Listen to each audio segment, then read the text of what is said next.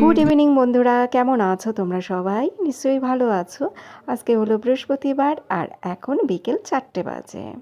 আমরা এখন আছি আন্দামানের নীল আইল্যান্ডে। ঘুরতে এসে তো বেশ মজায় আছি, কিন্তু সারা রাস্তা এরকম ব্যাগ টেনে বয়ে বেড়াতে হচ্ছে। এটাই বিরক্তকর লাগে। এই ব্যাগটার বেশ ওয়েটও আছে। যাই হোক, এখন আমরা ক্রুজে উঠবো। আমাদের ক্রুজ টাইম হলো বিকেল 4টের সময়। আজকে ক্রুজটা একটু দেরি করে ছেড়েছিল। এ কদিন ঠিক সময় মতোই ছাড়তো। আজকে জানি না কেন দেরি করলো। তো আমরা তো সবাই ক্রুজে উঠে বসে আছি।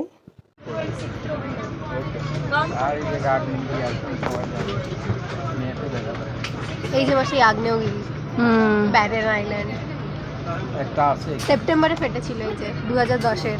এটা একটা আছে হ্যাঁ, কিন্তু ওইটা যাওয়া খুব এই যে এইরকম বোটে যেতে লাগে। ওই এই হলো অর্জুন আর ওই হলো অর্জুনের বাবা, ওরা বীর পালোয়ান। আমার চশমাটা কোথায় রে? আমি কি জানি, চশমাটা রাখলাম। আমি দিলাম তো আমারটা। আমার কান্নাকাটি দেখার জন্য তৈরি হচ্ছিস? আমি তো মুভি দেখবো কান্নাকাটি। আর এই পাশে কৃপা, দাদা আর দিদি। ঠান্ডা লাগে। হ্যাঁ, আমারও একটা শার্ট রয়েছে হাতের কাছে, খুব ঠান্ডা লাগলে তাহলে গায়ে দেবো। আমার তো কানে ফানে ঠান্ডাটা বেশি লাগে। আজকে একটু এই নটিকা একটু আজকে দেরিতেই ছাড়বে, মনে হচ্ছে 4:30টায় ছাড়বে, 20 বাজে। না, ওই তো হয়ে আছে। ও হয়ে গেছে। ওই তো নোংর কি নোংর না কি বলে, নোংরই বলে। কিন্তু ওই যে ব্রিজ তুলছে, যে ব্রিজ করে আমরা উঠেছি, আমার যখন এই সাইডে থাকে তখন আমার বেশ ভালো লাগে। মাঝখানে গেলে পড়ছে কি করে, মানে এই যে সামনের দিকটা, বোটের সামনের দিকটা এরকম উপরে উঠবে, থাপাস করে ফেলবে, উপরে উঠবে, থাপাস করে ফেলবে, এরকম করে চলে। থাম, ওরকম করে স্পিড বোট চলে, একটু স্টিল থাকতে পারে তা না, এরকম উঠবে, থাপাস করে ফেলবে। কান্না শুনবো না তাই। গতকাল ব্লগে তোমাদের সাথে নীল আইল্যান্ডের ভিউজ পয়েন্টগুলো শেয়ার করেছিলাম। আজকে আমরা নীল আইল্যান্ড ছেড়ে পোর্ট ব্লেয়ারের উদ্দেশ্যে রওনা হলাম। আর আমাদের ক্রুজ নেম নটিকা। নটিকা ভীষণই সুন্দর একটা ক্রুজ। যারা ক্যাবিন ক্রু রয়েছে তাদের ব্যবহারও ভীষণ ভালো। আমরা বেশ মজা করেছি। আমি তো ওই বোটের দোলাদুলিটা আর কি পছন্দ করি না, সেই জন্য আমার একটু আনন্দটা কম হয়েছে। আদারওয়াইজ এত সুন্দর একটা জার্নি ছিল, মানে ব্রেথ টেকিং ভিউজ বলে না, আমি আন্দামানে এসে না সেটাই পেলাম। নীল আইল্যান্ড খুব ছোট্ট একটা আইল্যান্ড, 5 থেকে 7 কিলোমিটার হয়তো ওই আইল্যান্ডের আয়তনটা হবে। তার মধ্যে 4টে ভিউজ পয়েন্ট ছিল। একটা হলো সীতাপুর বিচ, একটা ভরতপুর বিচ, আরেকটা হলো যেখানে আমরা সানসেট দেখেছিলাম, অনেক বালি ছিল, সেটা একটা, আর হলো ন্যাচারাল ব্রিজ। ওইটুকু একটা আইল্যান্ডে কি সুন্দর 4টে ভিউ পয়েন্ট। আর আমরা আজকে ক্রুজে বসে সানসেট দেখলাম। গতকালকেও সানসেট দেখেছিলাম, তবে আজকের সানসেটটা দারুণ ছিল, কারণ ক্রুজে বসে দেখেছি তো মনে হচ্ছে যেন সূর্যি মামা আমাদের সামনে দিয়েই ডুবে যাচ্ছে। কিছু সময় ক্রুজ হেলে দুলে চলার পরে ক্যাবিন ক্রু এসে বলল, আপনাদের নটিকা ট্রাভেল কেমন লেগেছে? তারপর সবাইকে ডান্স করার জন্য রিকোয়েস্ট করলো। প্রথমে তো কেউই ডান্স করবে না, তারপরে ওই যে দেখো কৃপা, আর কৃপার পাশে বেনুনি করা টি শার্ট পরা আরেকজন মেয়ে আছে, ওই দেখো ও কিন্তু বেশ নাচানাচি করছিল। তো কৃপা আর ওই মেয়েটা, ওরা দুজন আগে এগিয়ে গেল। তার জন্য ওদের দুজনকে আবার নটিকা ক্যাপ দেওয়া হয়েছে, কারণ প্রথমে কেউই না ডান্স করছিল না, সবাই চুপচাপ বসেই ছিল। তারপর ওরা দুজন শুরু করার পরে তারপর বাকিরা সবাই ডান্স শুরু করলো। তুমুল নাচ হয়েছিল, তুমুল নাচ, মানে 1-1.5 ঘন্টা ধরে সবাই মিলে নেচেই গেল আর কি। পোর্ট ব্লেয়ার যেতে যতক্ষণ টাইম লাগে।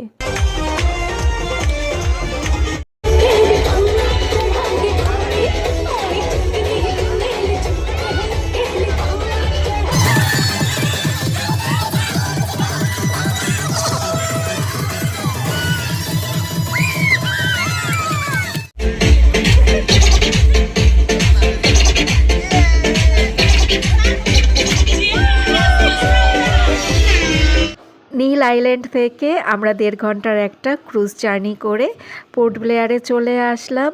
আর ক্রুজে তো তুমুল নাচ হয়েছে, তো আমি সমস্তটা শেয়ার করতে পারিনি, তাহলে কপিরাইট চলে আসবে।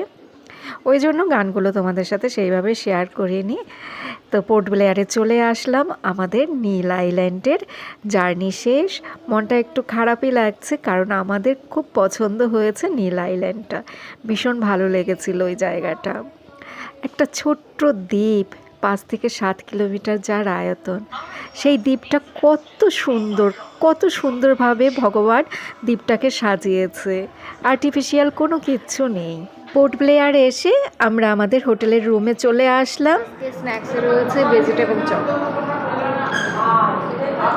আজকে তো সসও দেয় না রে।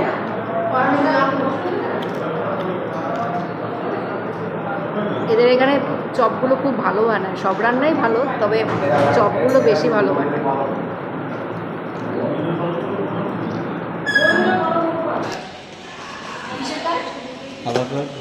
আধার কার্ড লাগবে? সেটা না, এখন লাগবে নাকি? আমরা এখন সেলুলার জেলে যাচ্ছি হ্যাঁ, আবার। হ্যাঁ। তো সেখানে লাইট অ্যান্ড সাউন্ড শোটা হবে, পুরো সেটা মুখের মধ্যে ঢুকে গেছো। মুখের মধ্যে ঢুকে যাচ্ছে। হ্যাঁ, কটার সময়? 9টার সময় মনে হয়। 8:50। ওই তো ওটাই 9টা হবে। আমরা এখন সেলুলার জেলে যাচ্ছি, সেখানে লাইট অ্যান্ড সাউন্ড শোটা দেখব। শো টাইম হলো 9টার সময়। আর পোর্ট ব্লেয়ারের এই রাস্তাঘাটগুলো এখন জানো তো মোটামুটি আর কি চেনা হয়ে গেছে, যেটুকু জায়গা আমরা ঘুরেছি। কারণ প্রতিদিনই এখানটাতে আমরা ঘোরাঘুরি করতাম, কিন্তু সেগুলো ব্লগে শেয়ার করা হয়নি, তাহলে তো ব্লগ অনেক বড় হয়ে যাবে। আমি বোটে উঠতে ভয় পাই ঠিকই, কিন্তু যখন কোথাও ঘুরতে যাই আননোন কোনো জায়গাতে, সেই সমস্ত জায়গাতে একা একা ঘোরাফেরা করতে একদমই ভয় পাই না। এই সমস্ত জায়গাগুলোতে কিন্তু কৃপাকে নিয়ে আমি একা একা রাতের বেলাতেও ঘোরাঘুরি করেছি। রাতের বেলা বলতে আর কি সন্ধ্যেবেলার দিকে। আমরা তো মাঝখানে একদিন নীল আইল্যান্ডে ছিলাম, তো সেই দিন আর পোর্ট ব্লেয়ারে ঘোরাঘুরি করা হয়নি, কিন্তু যে কদিন পোর্ট ব্লেয়ারে ছিলাম প্রতিদিনই সন্ধ্যের দিকে বা রাতের বেলার দিকে আমরা এই আশেপাশের রাস্তাগুলো ঘোরাঘুরি করতাম। তোমরা তো দেখতেই পেলে রাতের বেলা লাইট দিয়ে সেলুলার জেলটাকে সাজানো হয়েছে। প্রচুর লোক ছিল জানো তো। আমরা ভেবেছিলাম আমাদের এই শো টাইমটাই মনে হয় লাস্ট, কিন্তু আমাদের শো শেষ হওয়ার পর আরেকটা শো টাইম শুরু হলো। 10টার সময় আমাদের শো শেষ হয়েছিল। তো দেখো এখনও আর কি শো শুরু হয়নি। আমরা এখানে সিট নিয়ে বসে পড়লাম। আর আমি কখনো জানো তো লাইট অ্যান্ড সাউন্ড দেখিনি। আমি যখন গুজরাটে সোমনাথ মন্দিরে গিয়েছিলাম সেখানেও একটা লাইট অ্যান্ড সাউন্ড শো হয়, কিন্তু আমি যখন গিয়েছিলাম তখন না ওটা বন্ধ ছিল। তারপর আমাদের ইকো পার্কেও কিন্তু লাইট অ্যান্ড সাউন্ড আগে হতো শুনেছি, কিন্তু আমরা যেদিন গিয়েছিলাম সেদিন কোনো একটা কারণে হয়নি। তারপর বৃন্দাবনে যখন গেলাম তখনও না সেখানে লাইট অ্যান্ড সাউন্ডটা দেখা হয়নি। তো জীবনে আর কি ফার্স্ট টাইম আমি লাইট অ্যান্ড সাউন্ড শোটা দেখছি। আর এই শোটা যখন চলবে সেই সময় কোনো ভিডিও করা যাবে না, ওই জন্য আমি কোনো ভিডিও করিনি। আমাদের শো কিন্তু শেষ হয়ে গেছে, এখন আমরা বেরিয়ে পড়ছি। আর এই গাছটা না ঐতিহাসিক গাছ। কয়েদিদের ওপর যেসব অমানবিক অত্যাচার হয়েছে এই বট গাছটা সেই সবেরই সাক্ষী। এই বট গাছটা এখনও দেখো মাথা উঁচু করে দাঁড়িয়ে আছে। এই যে আমরা এই মাত্র লাইট অ্যান্ড সাউন্ড যে শোটা দেখলাম তখনই জানতে পারলাম এই বট গাছটা বহু বছর ধরে এখানে এই বট গাছটার সমস্ত কিছুর সাক্ষী। লাইট অ্যান্ড সাউন্ড শোটাও দারুণ ছিল, আমরা তো ভীষণ মনোযোগ দিয়ে দেখছিলাম, গায়ে কাঁটা দিচ্ছিল জানো তো। আর আমার একটা শখ ছিল, সেটা হলো সেলুলার জেলে রাতের বেলা কীরকম লাগে, তো সেটাও আমার অভিজ্ঞতা হয়ে গেল।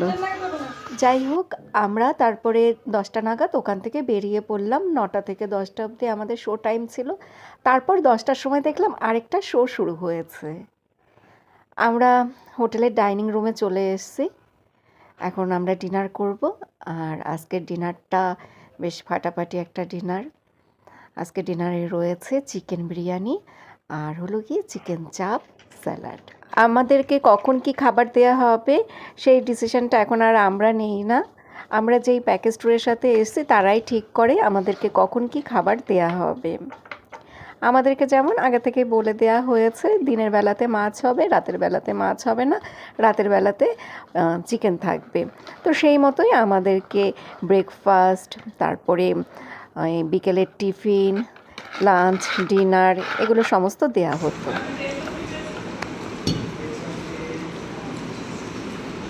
গুড মর্নিং বন্ধুরা, আজকে হলো শুক্রবার। গতকালকে বিরিয়ানি খাওয়ার পরে আর তোমাদের সাথে কথা হয়নি। বিরিয়ানিটা ভীষণ ভালো ছিল। তারপরে তো বিরিয়ানি খেয়ে দিয়ে ঘুমিয়ে পড়লাম, কারণ এক নাগাড়ে এতদিন এত ছোটাছুটি দৌড়োদৌড়ি হচ্ছে, শরীর খুবই ক্লান্ত। আজকে একটু দেরি করেই ঘুম থেকে উঠলাম, আর এখন আমরা যাচ্ছি পোর্ট ব্লেয়ারের চিড়িয়া টাপুতে। আজকে আমাদের আর কোথাও ঘোরাঘুরি নেই, সেরকম একটা চিড়িয়া টাপুতে যাব। আর ওখানটাতে গেলেই নাকি বৃষ্টি হয়, মানে এই জায়গাটাতে সবসময়ই বৃষ্টি হয়। আমরা তো আর সেটা জানতাম না। আমরা এখানে আসার পরে ড্রাইভার বলল এখানটাতে সবসময় এরকম বৃষ্টি হতেই থাকে, মানে কিছুক্ষণ সময় বৃষ্টি হয়, থেমে যায়, আবার বৃষ্টি শুরু হয়। এই জায়গাটা এরকম নাকি সবসময় মেঘলাই থাকে। ওই যে দেখো কুমির দেখতে পাচ্ছি, ওই যে সাঁতার কাটছে। হ্যাঁ হ্যাঁ, ওইটা তো ওই দিকে ছিল, ওই দিকটাতে ছিল আরো দূরে। সেখান থেকে ওই যে সাঁতার কেটে কেটে এদিকে চলে এসেছে, দেখা যাচ্ছে কি মোবাইলে? ওই যে বাবা আরেকটা আছে, আরেকটা আছে এই যে এই পাশে, ওইদিকে যাচ্ছে। ওই তো এটা ডেঞ্জার বিচ। জায়গাটা কি সুন্দর, অপূর্ব সুন্দর। এই জায়গাটাই উত্তম দা, আপনি আর যাবেন না, কুমিরে টেনে নেবে। ওই দেখ কুমিরটা ভেসে যাচ্ছে, ওই দিক দিয়ে সাঁতার কাটতে কাটতে এই দিকে এসছে। উঠে গেল দেখলি পুরো দেখা গেছিল। ওই আরেকটা দেখি, আমিও গাছের গুড়িতে দাঁড়াই, দাও একটা ছবি তুলি জায়গাটার। এই দেখো, আমরা ওই ঝুপড়ির মধ্যে বসেছিলাম। বৃষ্টি হচ্ছে তো এখানে, নাকি বৃষ্টি সবসময়ই হয় যে বললো। আচ্ছা আচ্ছা, কত কিছু জানতে পারলাম ঘুরতে এসে। যা কুমিরও দেখে নিলি তোরা, কুমিরও দেখে নিলি।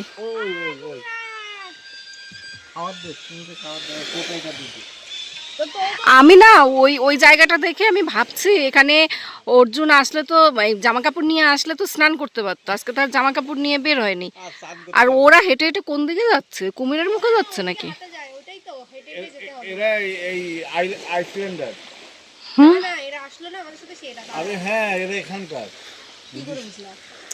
লিখেছে অ্যাড্রেস, আমি দেখেছি না। আইসল্যান্ডের কি? আইসল্যান্ডের মানে হলো এই দ্বীপের লোক, এরা কর্মী না, আন্দামানের লোক, তাদেরকে আইসল্যান্ডার বলে। তা আইসল্যান্ডার কি সব জায়গায় যেতে পারে নাকি? বুঝলাম না। আইসল্যান্ডার কি?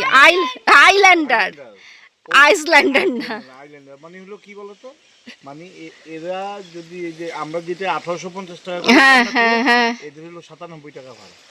না সে তো বুঝলাম, এদের অনেক রকমের ফ্যাসিলিটি আছে, সে তো থাকবেই। বেচারারা কত দূরে একটা দ্বীপের মধ্যে থাকে, এই কটা মানুষ, তো ওদেরকে সরকার তো ফেসিলিটি দেবেই। ওদের বিভিন্ন রকমের সুযোগ সুবিধা থাকে, আর ওই জন্যই তো জিনিসপত্রের এত দাম। হ্যাঁ, লোক নাই, তারপরে এখানে কোনো কিছু চাষ হয় না। কুমিরটা ওইদিকে চলে যাচ্ছে ভাসতে ভাসতে, ওই যে আবার দেখা যাচ্ছে মুখটা। ও না না, ওইখানেই আছে। হ্যাঁ হ্যাঁ, ওই তো আমি দেখেছি। ভিউটা দেখো কি দুর্দান্ত লাগছে। আমি কি আর এমনিতেই বলি ব্রেথ টেকিং ভিউজ।